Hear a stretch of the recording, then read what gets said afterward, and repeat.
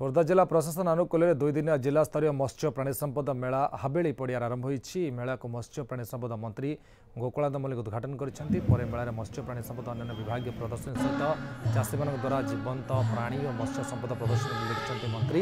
जिलापाल चंचल राणा सभापतित्व आयोजित सभा मंत्री गोकुलानंद मल्लिक मुख्य अतिथि, खोर्धा विधायक प्रशांत जगदेव, जयदेव विधायक नवगेश्वर मल्लिक, जिला परिषद उन्नयन अधिकारी ज्योतिशंकर साहू, पूर्वतन उन्नयन अधिकारी बादल महांती, जिला मत्स्य अधिकारी नरसिंह मुंड सम्मानित अतिथि भाव जोगदे जिलार 10 ब्लॉक चाषी महिला स्वयंसहायक गोष्ठी जोगदे।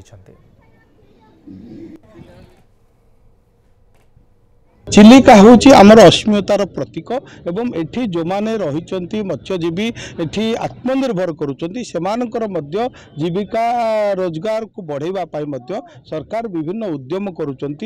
मत्स्यजीवी मान को प्रोत्साहन दि जाऊँगी।